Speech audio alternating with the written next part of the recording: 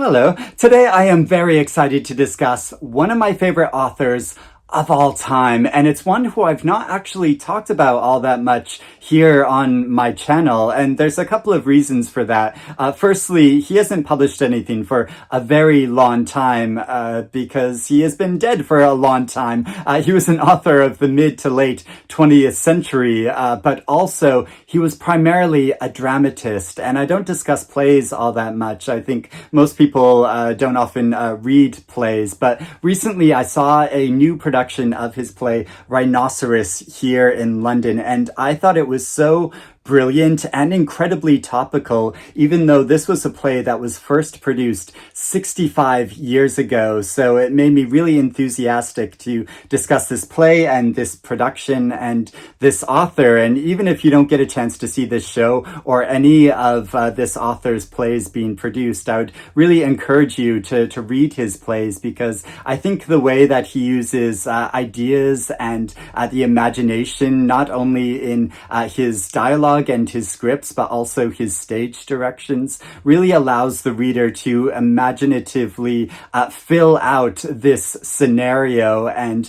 I first fell in love with his writing just reading him, and it wasn't for many years later until I saw any of his plays actually being produced. So the author I'm talking about is Eugene Ionesco, and yes, he did produce one novel called The Hermit, as well as some short stories, and I have all these really old copies of his books because I don't think he's that much in print anymore. At least a lot of his work isn't. And but he also published some nonfiction. But yes, he primarily wrote plays and was involved in the theater. So there are a number of different plays here, some of which have been produced more than others. There's The Bald Soprano, which is actually a production of which has been running in Paris ever since it was first produced in the 1950s. And I myself acted in this play in a little gallery show in Boston a long time ago. But also his plays Macbeth and Amadei and Exit the King have appeared in some productions over the past couple of decades, but he's not produced or shown all that much anymore. But yes, there is this new production of his play Rhinoceros, and so he was an author that was, well, he was Romanian born, but he lived and worked in France for most of his life and wrote in French. And I love emphasizing this because I got into an argument once in a literature class at college when I was asked to give a presentation on one of my favorite authors. And so I chose Eugene Ionesco, and I stood up and I said, I'm going to talk about Eugene Ionesco. And the teacher immediately said, oh yes, this was an Italian author. And I said, no, I mean, he was Romanian born, but he mostly worked in France most of his life. Definitely not Italian. And she countered and said, no, he was Italian. And I was like, no, that is not factually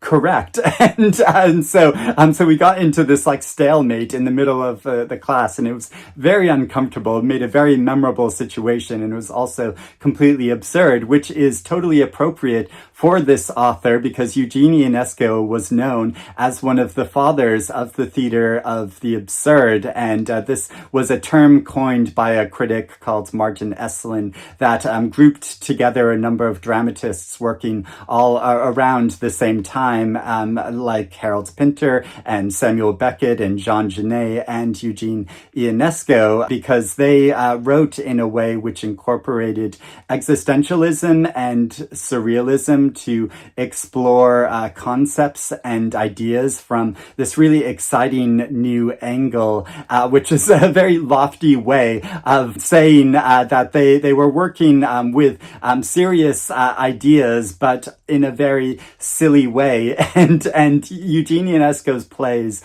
are primarily very silly, or at least on the surface. But once you get underneath what he is talking about and concepts that he's exploring in these plays, I find find his work incredibly poignant, but it is also so funny. Now, probably his most well-known play is Rhinoceros. This was first produced in Paris in 1960, and a few months later, an English language production of it appeared here in London, produced by Orson Welles and starring Laurence Olivier. And it's probably his most famous work because it's his most easy to interpret, or at least a lot of critics have interpreted it as the rise of fascism before World War II, because it's set in a provincial French town as the members of its population steadily are turning into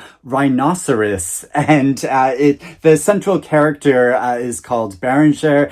He's a kind of everyman who he's quite slovenly in his appearance, or at least he's criticized for how he dresses, and he's frequently late for work, and he's criticized for his drinking. But he steadily witnesses how rhinoceros starts stampeding through the town, and then witnessing as a number of different people he knows turn into rhinoceros. And so in this way, it's kind of creatively showing how there is this groupthink, and how difficult it is to resist groupthink and conformism when other people are all sort of jumping on the bandwagon. And so it follows him as he's going throughout his day, and he's in the town. There's a number of people there just sort of chatting casually, and suddenly a rhinoceros stampedes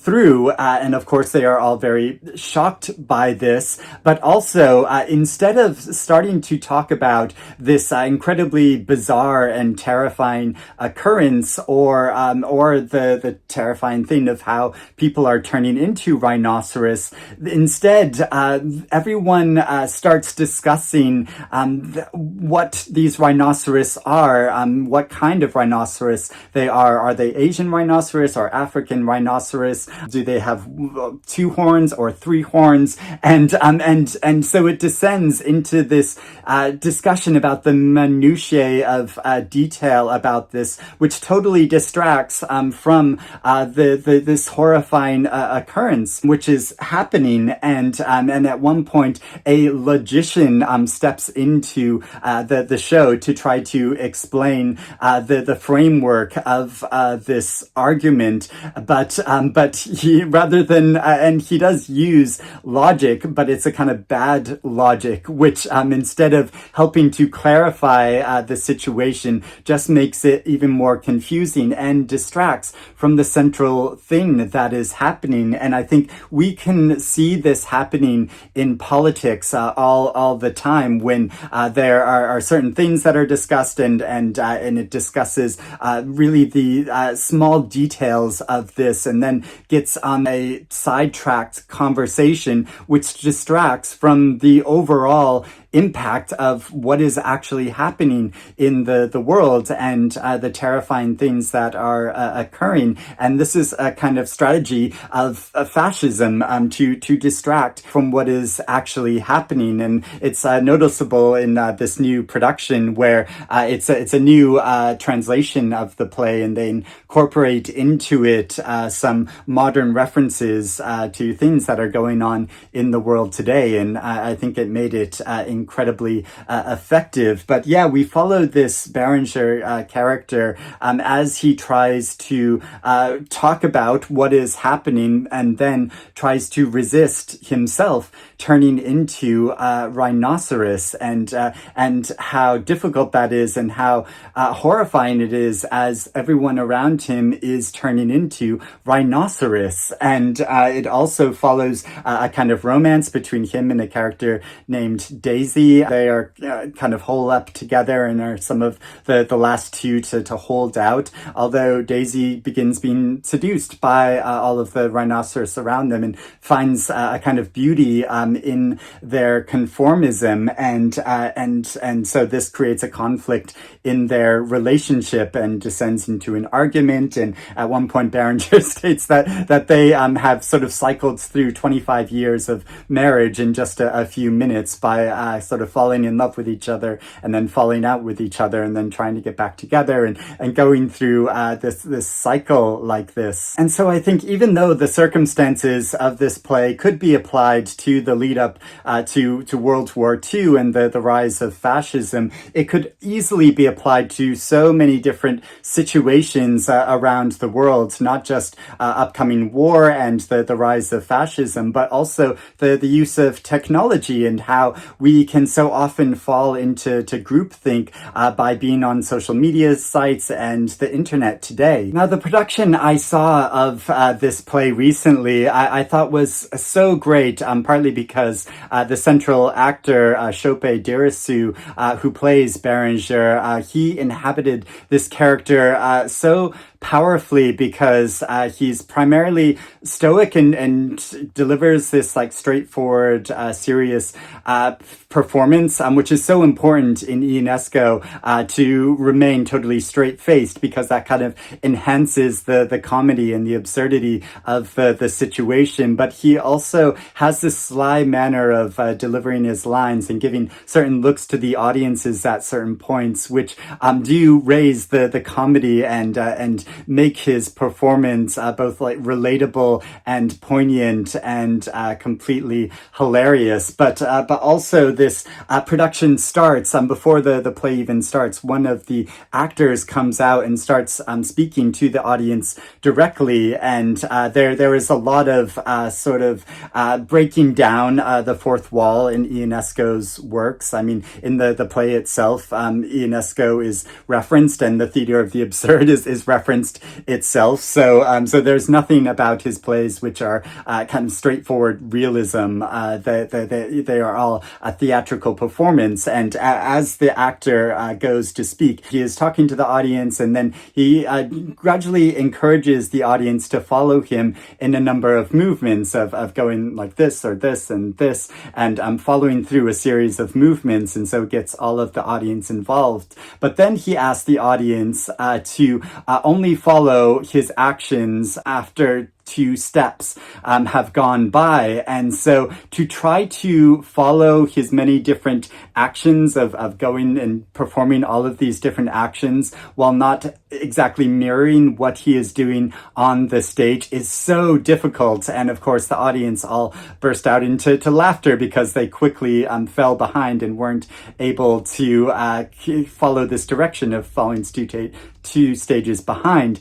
And of course, this just seems like a kind of silly thing to do and a way to get the audience awake and involved in the production. But then the meaning of that gradually builds into the play and this idea of conformism and groupthink and how difficult it is to stick to your own ideas and your own sense of identity and to not replicate what you are watching, what is happening before you. And as the production goes on, there are a number of performers that are sort of in the background of scenes performing a number of these actions all together, and it shows how they are gradually falling into line and all conforming in this way. And this is so incredibly expressive of this central idea and exploring how groupthink actually works. But also this production became even more interactive as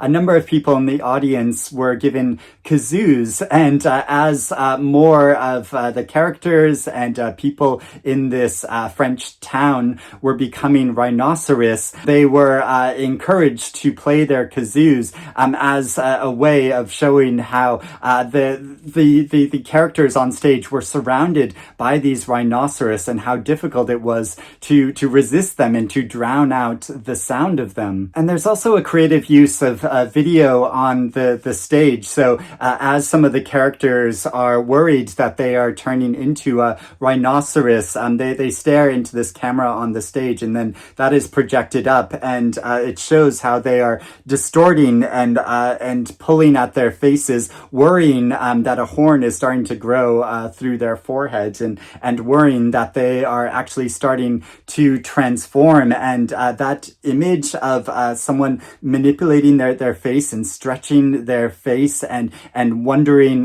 who is the individual behind the facade. It was such a powerful image, and it really adds to the overall concept of this story and these existential questions of, well, who am I really? Am I someone that is innately this way, or am I someone that is merely a reflection of the people that I've met and the society around me? And so, even though this was a very engaging and fun production to watch, it has left me with all of these questions and ideas which have been rattling around in my head, in which I've continued to ponder since watching it. And it's also made me really excited to return to the work of Eugene Ionesco and read him again and think about him again. And it's reminded me why I love his work so much, and why I still continue to count him amongst some of my favorite authors